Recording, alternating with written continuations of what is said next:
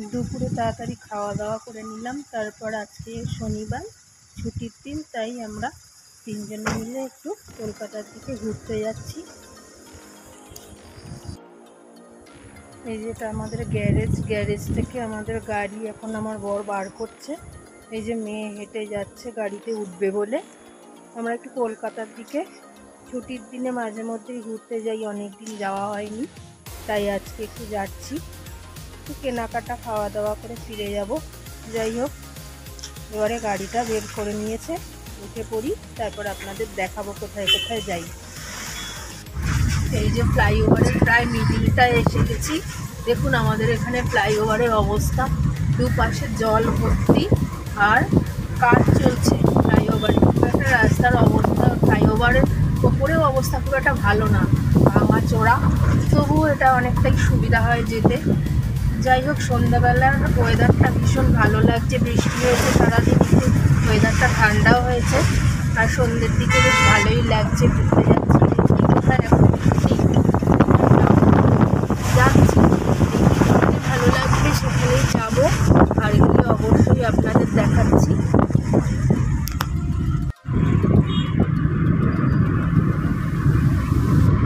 আকাশটা দেখুন, ভীষণ সুন্দর লাগছে। এই বৃষ্টির পরে আকাশটা পরিষ্কার হলে যে এত সুন্দর লাগে, দারুণ লাগছে। আকাশটার সাথে গাছগুলো যে বৃষ্টির জলে ভিজেছে, তার জন্য একটা আলাদা সৌন্দর্য যেন ফুটে উঠেছে। দারুণ লাগছে দেখতে কিন্তু চারদিকটা। যাই হোক, যাই দেখি কোথায় এখন যাব জানি না, তবে অবশ্যই কোনো ভালো জায়গায় তো অবশ্যই যাব, গিয়ে আবার আপনাদের সাথে দেখা হচ্ছে। টেস্টটা নিতে থাক, যেটা ভালো লাগবে না ডিলিট করুন।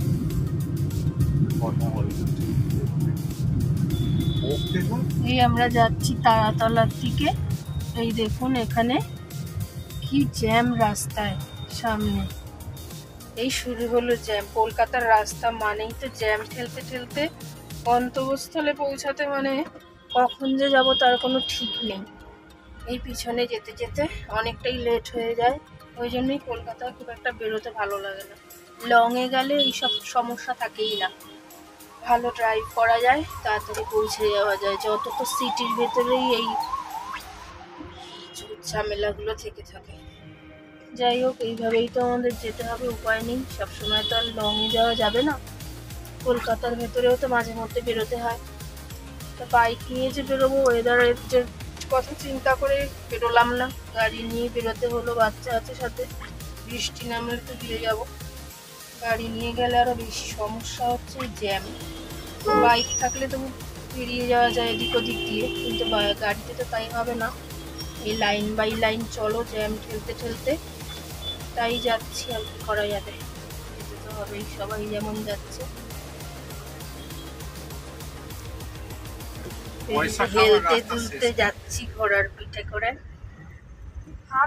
ঘোড়া যেরকম যায় ঠিক গাড়িও সেভাবে তুলছে, প্রত্যেকটা গাড়ির একই অবস্থা। এইবারে একটু ফাঁকা হলো রাস্তাটা, মানে এখান থেকে একটু রাস্তার অবস্থা ভালো। যাই হোক, দেখি এইভাবে কতটা আবার যাওয়া যায়, আবার না জ্যাম হঠাৎ পড়ে যায়। তারাতলার যে বিচ্ছিরি লাদাখ রোডটা, ওটা আমরা পার করে চলে এসেছি। এবারে আমরা উঠছি মাঝেরহাট ফ্লাইওভারের ওপর দিয়ে, মাঝেরহাট ব্রিজের ওপরে এসেছি। দেখুন, একটু রাত হলে ভালো বুঝতে পারতেন, লাইট এখানে নানা রকম জলে, দেখতে খুব ভালো লাগে। যাই হোক, এখান দিয়ে এখন যাই, তারপরে দেখাচ্ছি কোথায় যাই আমরা।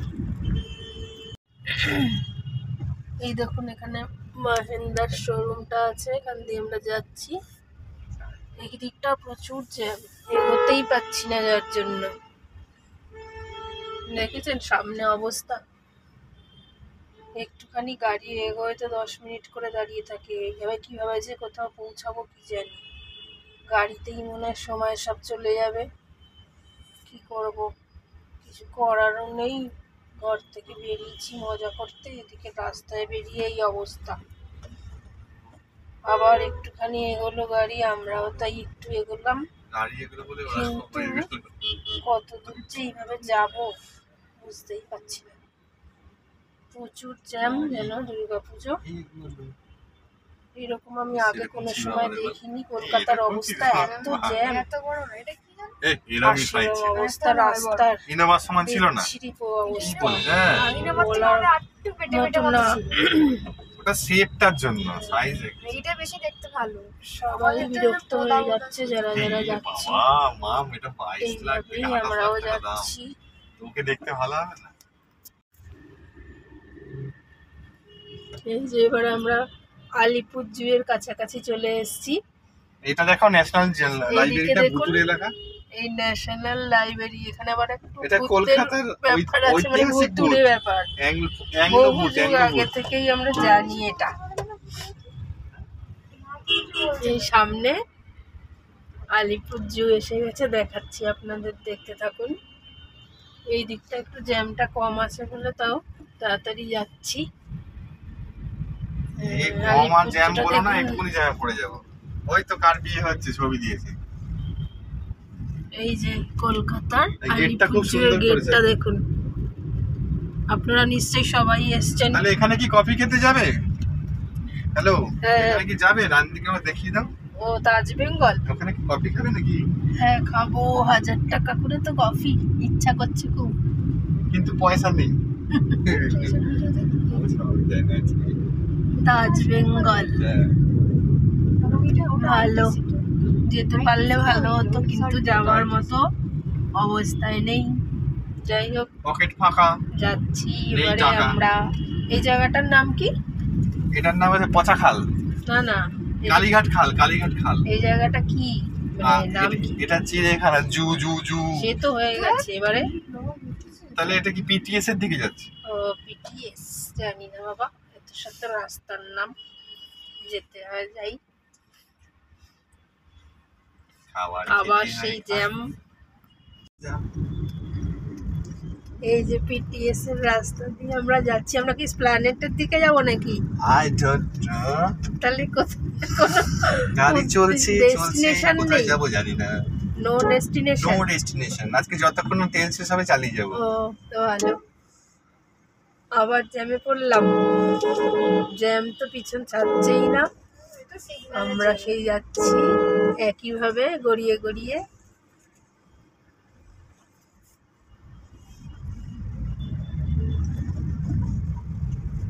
কোন দিকে যাচ্ছি এটা?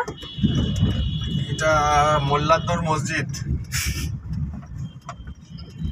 রাস্তাঘাট চিনি না, যা বলবে তাই। তবে এই দিকটা জানি, স্প্ল্যানেটের রাস্তা। আমরা যাচ্ছি না ওই দিকে, আমরা অন্য দিক দিয়ে ঢুকে গেলাম। এই দিকটা কোন দিকে যাবে রাস্তাটা? মোল্লাদ্দর মসজিদ বললাম তো। ও ভালো, যাই, সেখানেই যাই। আর কি করব? এই দেখা যাচ্ছে বাঁ দিকে রেস কোর্স, তিন দিয়ে ঘিরে দিয়েছে, দেখা যায় না এখন সেরকম। হ্যাঁ, আর এই এইখানে দিকটা হচ্ছে আছে। ভিক্টোরিয়া, পুরো জঙ্গলে ঘিরে গেছে, গাছে এখন দেখানো সম্ভব। ভিক্টোরিয়ার কিছুই দেখা যাচ্ছে না, এত আচ্ছা, জঙ্গল। এখানটা শর্টসটা তুললাম। আগে তো দেখা যেত। হেভি ভিউ হয় এগুলো। কিচ্ছু আমার দেখাই যাচ্ছে না 1000 রে। ভিউ হয়েছে। তোল। তাও দেখানোর চেষ্টা করছি। ওই যে ভিক্টোরিয়া দেখুন, দেখতে পাচ্ছেন? হ্যাঁ, দারুণ লাগছে কিন্তু সন্ধ্যাবেলা, আমার তোলা হলো সন্ধ্যের বাড়ি। দিকটা। আমার সাথে কথা বল।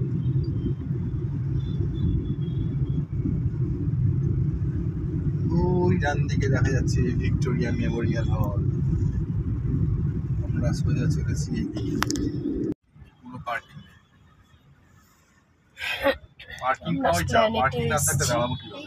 কিন্তু পার্কিং ফুল, একটাও ফাঁকা নেই, তাই কোথাও রাখতে পারছি না।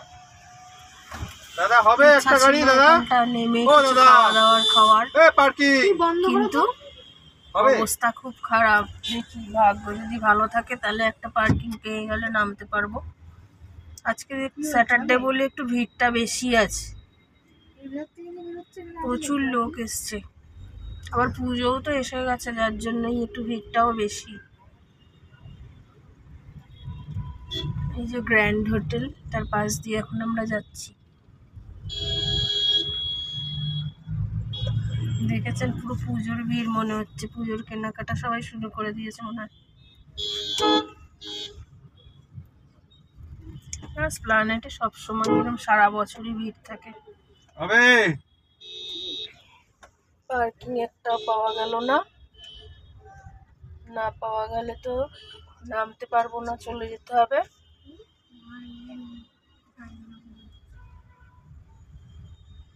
তুই সেন্ট লাগাত দিস না, তোর পচা গন্ধগুলো ভালো লাগে। গাড়িতে পারফিউম দরকার। এই দেখুন সেন্ট না লাগালে ভালো গন্ধ সুপে লাগালে একটাও জায়গা পেলাম না। উল্টো পাল্টা কড়া গন্ধ, মাথায় খুব ইচ্ছা ছিল একটু নেমে দেখবার কি উঠেছে না উঠেছে, পুজোর কালেকশন কিছু এসছে নাকি, কিন্তু ভাগ্যটা খারাপ, পার্কিং পেলাম না, চলে যাচ্ছি।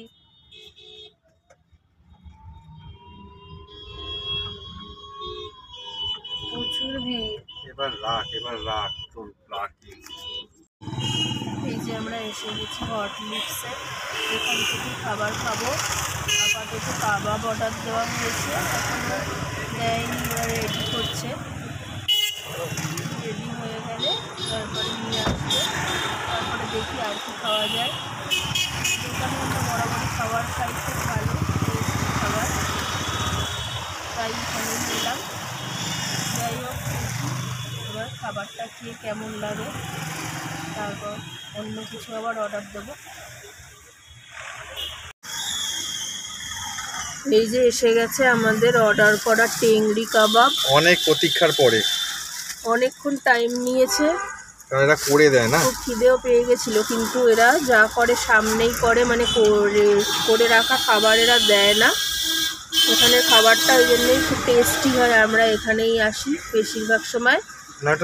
যাক অনেকটা রাত হয়ে গেছে টিফিন খেতে, এবারে খেয়ে নিই, তারপরে দেখি সামনে আরও কিছু কাজ আছে, ওগুলো করবো। কাবাব খাওয়ার পরে আমরা একটু মঙ্গিনিজে এসেছিলাম পেস্ট্রি খেতে। আমরা পেস্ট্রি নেওয়ার সাথে সাথে দোকানও বন্ধ হয়ে গেল।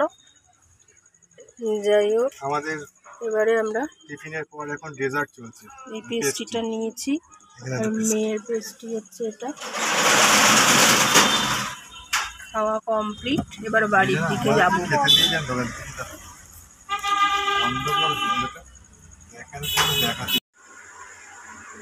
বাড়ি ফিরতে ফিরতে একটু রাত হয়ে গেছিলো, তারপরে এসে দুপুরে যে দেখিয়েছিলাম চিকেনটা এনেছিল, ওটা রান্না করে ফেললাম। আমার রাতের রান্না কমপ্লিট হয়ে গেছে। এই দেখুন রাতে করেছি সেই দুপুরের চিকেনটা, কষা কষা করেছি। এটা এখন ডিনারে ভাত দিয়ে খাওয়া হবে। বাড়ি ফিরতে ফিরতে একটু রাত হয়ে গেছিলো, তারপরে এসে রান্না ছিল, রান্না করে খেয়ে দিয়ে উঠলাম এই সবে।